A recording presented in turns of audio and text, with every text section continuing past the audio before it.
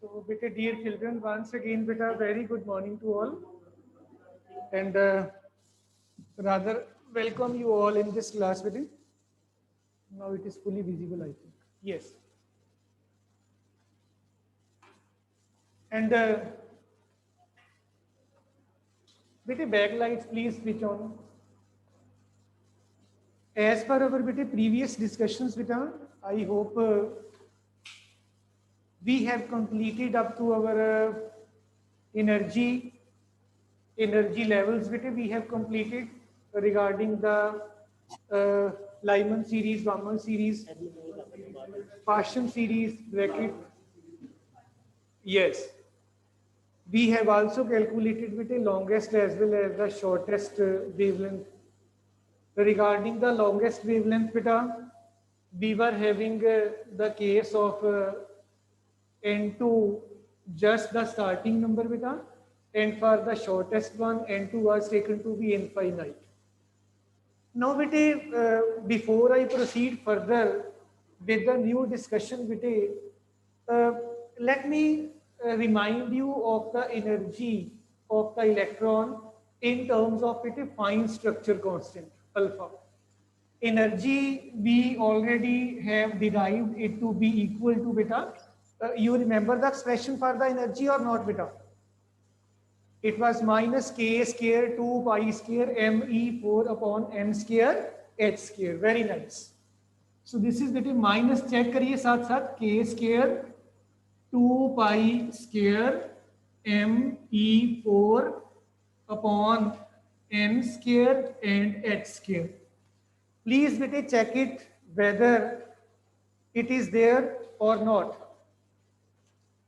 Now bete dear students, beginning with this energy, rather the mathematical form of energy, we derived all the different type of series and all that. Now we take here energy in terms of fine structure constant alpha. That is my topic now. Energy in terms of fine structure constant alpha. Alpha beta we have last time already defined. Now beta let me for that purpose just beta break this expression into small fragments just to incorporate alpha in this term. E, this is beta equal to negative sign as such, I am keeping it, and 1 by n square, this is in the denominator, I am keeping it separated, and after that beta you can well see this is 2 pi square, m is now additional term.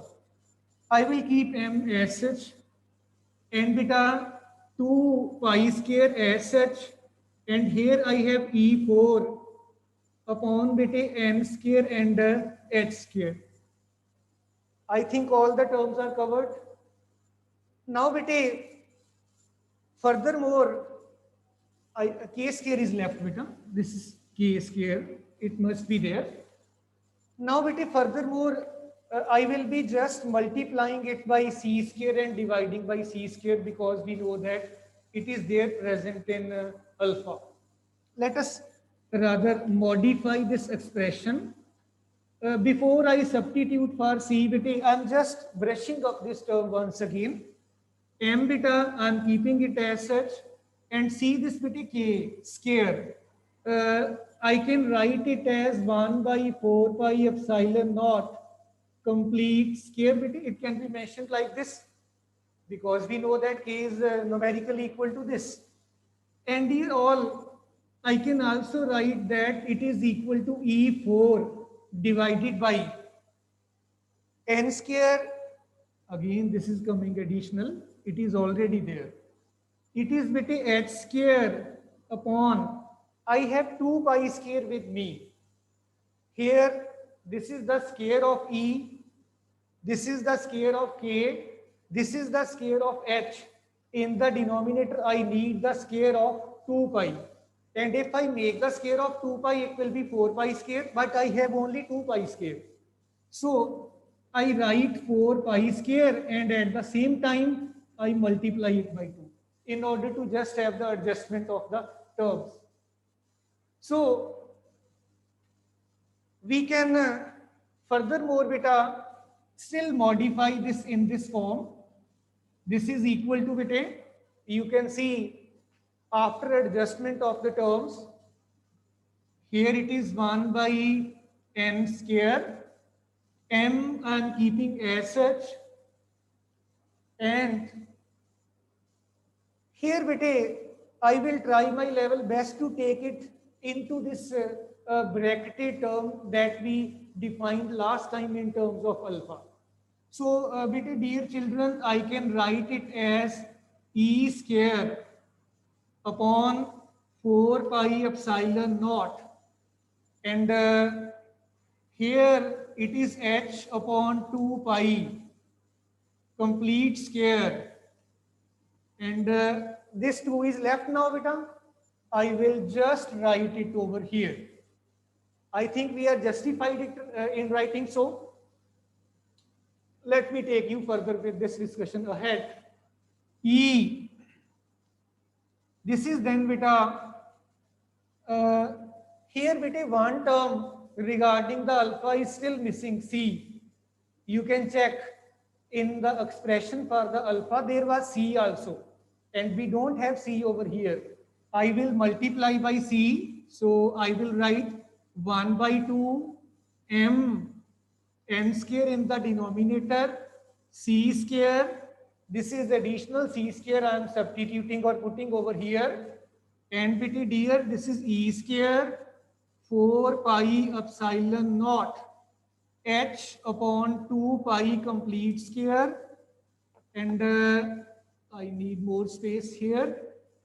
It will be beta c and complete square. You can see now this bracketed term. Please check out the previous discussions. Is it equal to alpha square beta? It is, I think it should be. And E automatically then turns out to be 1 by 2 m c square, denominator n square, and dear children, this is your alpha square. Alpha we have already calculated beta last time, and alpha that was 1 by 137. I think we solved it last time, no beta? So beta dear all, let me substitute this value beta 1 by 2 m c square and alpha square. You can see well all these are constants beta. 1, 2, m mass of the electron, c speed of the electron, alpha fine structure constant. It is your 1 over 137 we have discussed. So beta dear children, after substituting this value, this is 13.6 upon n square electron volts after the substitution of all the numerical values of the constants we have so far discussed with it. Any problem regarding this, Vedant? I think just it is the rearrangement of the terms, and some terms are being additionally introduced in order to mold our expression into alpha beta. Now beta, here this expression, it becomes even more important when we intend to have the hydrogen atom and rather energy levels present in the hydrogen atom beta. Let me discuss with a energy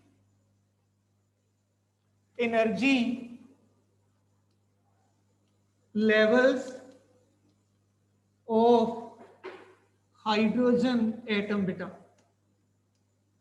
Beta dear children, when I will substitute n is equal to 1, I will get it for the K shell. When I have n is equal to 2, it will be for the L. N is equal to 3 for M, and so on. I may go on substituting the values. So dear students, for the L shell, energy E I can write over here n also, because it will give you first, second, third, fourth energy levels and so on. So E1, this is equal to minus 13.6 electron volts. But over here, when we talk about simple hydrogen atom, only one electron is present in it, beta, and that too in the ground state, and this is the energy in the ground state available with that electron. But it is sometimes what happens is that due to one way or the other way, after gaining the energy, your electron, it may jump to the M shell, N shell, or the higher shells with it. So we need the energy of those shells also. So beta dear, this was for, sorry, K, then this is for L. This is equal to, this is for n is equal to 1, this is for n is equal to 2, E2, it will be minus 13.6 divided by square of 2. It will become beta 4, and this is minus 3.4 electron volt after calculations beta. Then beta for M shell, we have to substitute n is equal to 3, and this E3, this is then minus 13.6, and here it goes, 3 square will be 9, and it will be 1.5 something electron volt, 5.4 I think it will be. Then beta for n is equal to 4, E4 is minus 0.85 electron volt, n is equal to 5, E5 minus 0.054 electron volts, and so on. And for infinite, En infinite, that will become 0. If I further focus upon this value, you can see this value for this K shell. It means that we have to supply this amount of energy in order to knock out that only single electron from the ground state. And you might have studied the term ionization energy also with it. So what we can do is that we can supply this amount of energy. This is equivalent to ionization energy. Electron will be knocked out, and the ionization of the hydrogen atom will take place. So energy equal to this energy, that is going to serve as ionization energy. And dear children, once again, in order to provide this much energy to the atom, rather hydrogen atom, when we need to apply some external potential, that potential is called excitation potential. Ionization energy or ionization potential or excitation potential, these are the key terms related to the same concept over here. Now nothing more, but I will be just drawing the energy levels of the hydrogen atom based upon this particular information. Let us see to that. On this y-axis, what I can do is that I will take the energy, and on this axis I can plot the energy levels beta, and here this is for your K shell when n was equal to 1, minus 13.6 electron volts beta. After this I have 3.4 negative, and somewhere over here it will be your minus 3.4 electron volts beta. It must be more than this number, and then minus 1.5. So dear children, this is your minus 1.5 electron volts. Then these are now becoming close to each other. These are the energy levels beta. Minus 0.85. This is the next higher shell. Now these are getting crowded and crowded and crowded, and here you can say that beta, this is for n. n is equal to infinite. किथे लेके चलना इनू n is equal to 1, ना बाहर ना कड n is equal to 2, 3 must be Arshia, na? 4, she just wants to say that I am present in the class. Good. m is equal to 8 and all that. Clear beta? अब बेटे देखिए, we want to plot Lymer, Balmer, Paschen, bracket, fund series. ध्यान दीजिएगा, कल हमने discussion किया था, when the electrons jump from the higher orbits to the first shell, we get Lyman series. See the formation of the Lyman series, beta, and here it goes, beta. You can well see this is your Lyman series, beta. This one, this is Lyman series. This was up to n is equal to 1. Dear students, this is your Balmer series, beta, for n is equal to 2. And this is your Balmer series. Here goes your Paschen series, bracket series, and beta, here is your fund series. I have to extend this on this side, so let me do that. This is your up to this level, this is your fund series, beta. So in this way, beta, we get the formation of the different energy levels in the case of the hydrogen spectrum, beta. This is the most detailed study of the different type of the spectra which are in your syllabus, beta. So beta, it doesn't mean that the hydrogen atom we have discussed just now, it doesn't suffer any drawback or it is not having any demerits. It has certain drawbacks also. It further needs the modification. So before I begin with the idea of the nucleus, the structure of the nucleus, constituent particles and all that, so a brief discussion about the drawbacks of Bohr's atomic model, that is beta needed. I will take few minutes for this, beta. Should I start with beta? This is completed. Now, okay, beta. Okay, you can complete. So our next topic, beta, that is the drawbacks of Bohr's model of atom, beta. You can write the heading. These are drawbacks of Bohr's model of atom, beta.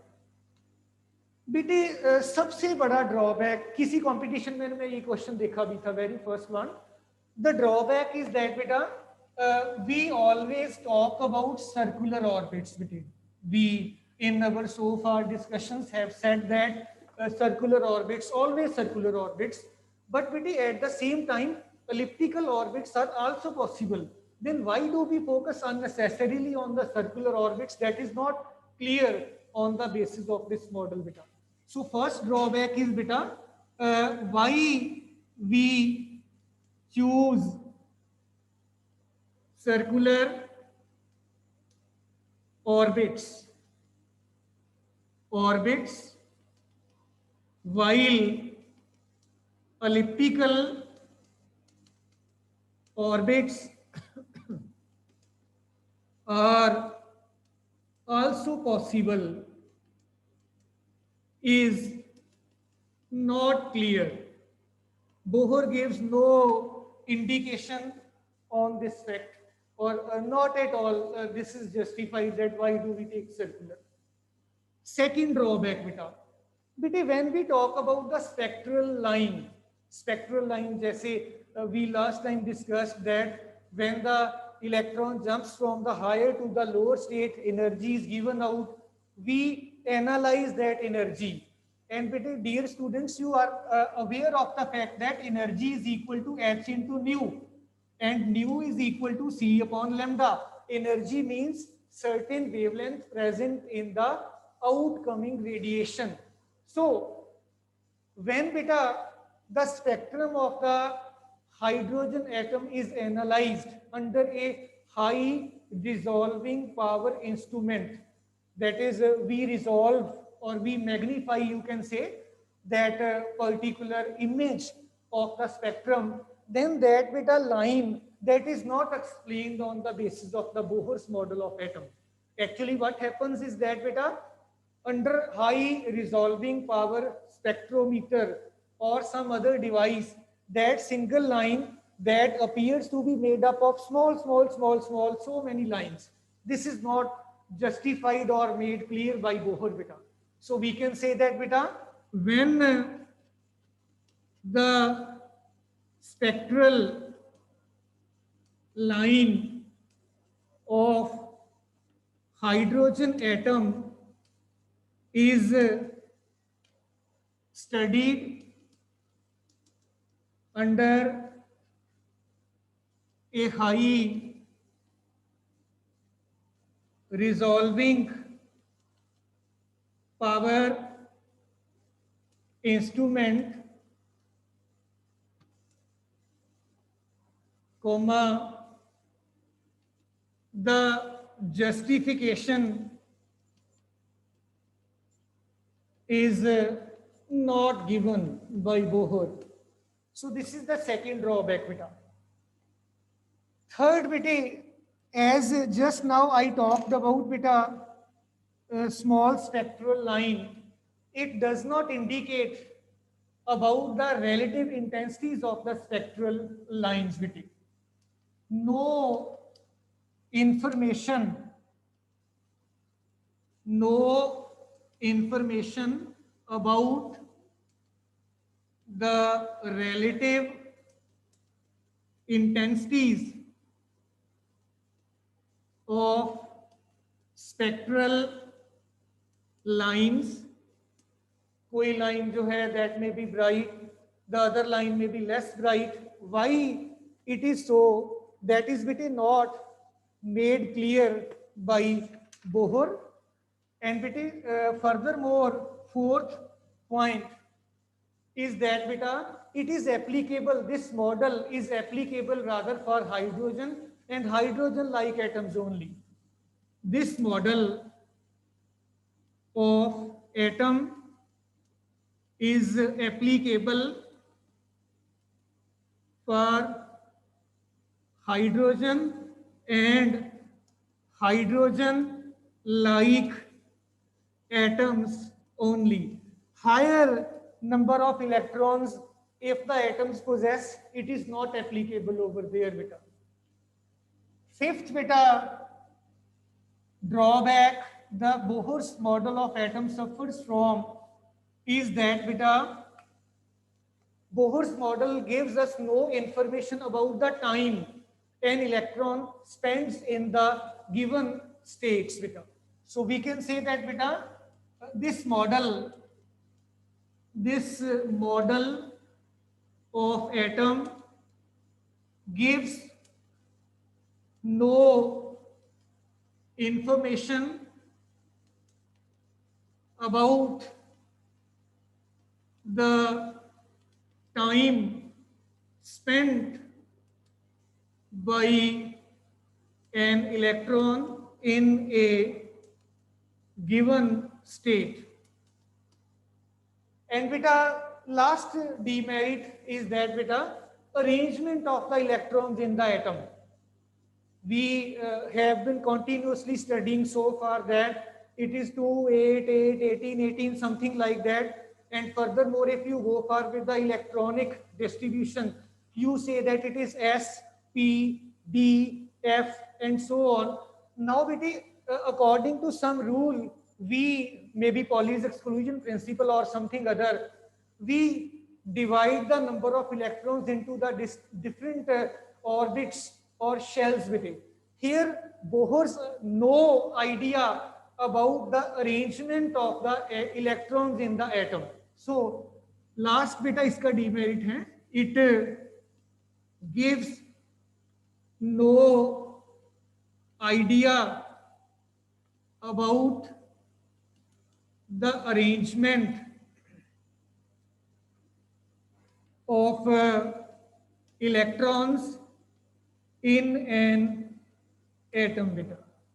So beta, you can well see that Bohr's model, so-called modified model, after modification of Rutherford's model of atom, we were imagining that it is one of the best model beta, but even this model also suffers from these drawbacks with it.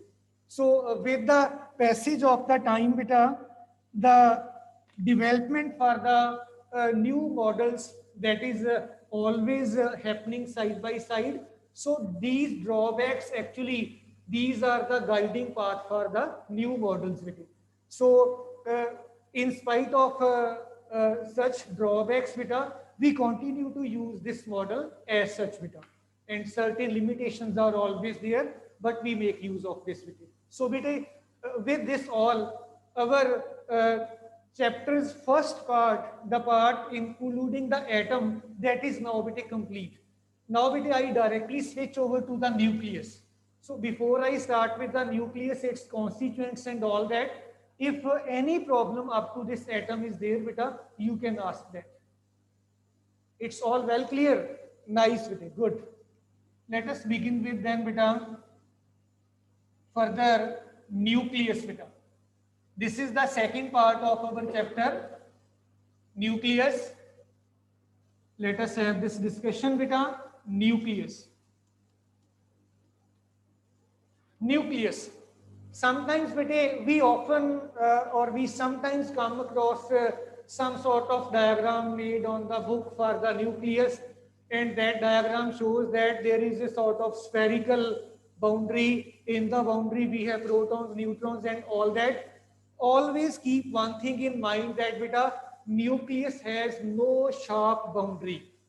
It has no sharp boundary, because the shape of the nucleus, it keeps on changing. Rather, nucleus beta, on account of the fact that it possesses some dipole moment, quadruple moment, octuple moment or higher moments beta, due to these moments, the shape of the nucleus, it is continuously changing. It is never permanent. If I simply say that we see beta, this is your nucleus beta. In this nucleus, we have these protons. I generally draw this diagram in the lower classes, and students also feel happy that this is the nucleus. They see the photograph of the nucleus and all that, but this boundary should not be there. This is temporary. Otherwise, beta, dear children, you can imagine that this may be the photograph of the nucleus taken at any instant of time. This you can say beta. Here, let it be the proton, let it be the neutron. Inside the nucleus, we have beta positive charge only. And if I talk about the type of the particles present inside the nucleus beta, I have protons with me, I have neutrons with me beta. Now beta, protons. Let me talk briefly about the protons first. Protons beta, they have the positive charge. They have positive charge. These are not at all neutral. Now beta, when the positive charge will be passing through some space, some region of space beta, you can say even air. When it is passing through the air, it will ionize the medium through which it is passing beta. So it possesses some ionizing power. Ionizing power. Suppose the medium through which this proton will pass, you can imagine a tub of water, and through that tub of water, when the proton is made to pass, it will be beta making that water molecules into the ionized form after passing through that. And beta, if it is having ionizing power, it must be having some penetrating power also. Suppose your proton is having some amount of energy, we can well judge that up to how much distance, up to how much depth it can penetrate into that particular region. It is having some penetrating power also, beta. Beta, dear children, after this, we talk about the mass of the protons. Very important point. Mass is 1.662 10 raised per minus 27 kg. You can see these last figures. 1.27 10 raised per minus 27 kg. On the contrary, I am writing the mass of the neutron also with it. इसके बिल्कुल सामने neutron mass 1.66. This is 48 10 raised per minus 27 kg, slightly more mass in comparison to the proton. You can keep this idea in mind. Then beta, proton, it is bit important, or rather it is having all the properties which make it to get deflected under the effect of electric and magnetic fields and all that I will not write. These are just the properties under the applied conditions only, beta. So let us talk about the neutrons. Neutrons are neutral. They have no charge, beta. And when they will be having no charge, they have the no ionization ability, beta. They cannot ionize the medium. They cannot ionize the medium through which they pass.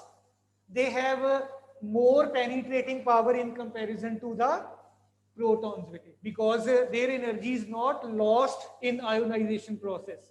Suppose when the proton is passing, it is continuously losing energy in ionizing the medium. Here, beta, neutron has nothing to ionize because it is neutral particle. When it will not be ionizing, it will retain its energy and it can penetrate deep into the material objects, beta. It has a more penetrating power, more comparison to the protons. Mass we have already discussed, but a very important fact about the neutron. Suppose we are sitting in this room, some neutron enters through the window from outside, and if we intend that we can capture that neutron, we can see that neutron, it is not possible. It is short-lived. Neutron, it beta, in the nature, it has a very less half-life period. Neutron is having half-life period of only between 12 minutes. It will remain as such for a short interval of time. Then what will happen to the neutron? Let us see. This is your neutron. This is how you denote the neutron. It will change immediately into the proton. You can write it in this manner also. Along with the proton, this is a beta particle, and furthermore, you will have antineutrino. Neutrino and antineutrino, these are of two types. Electron neutrino, muon neutrino.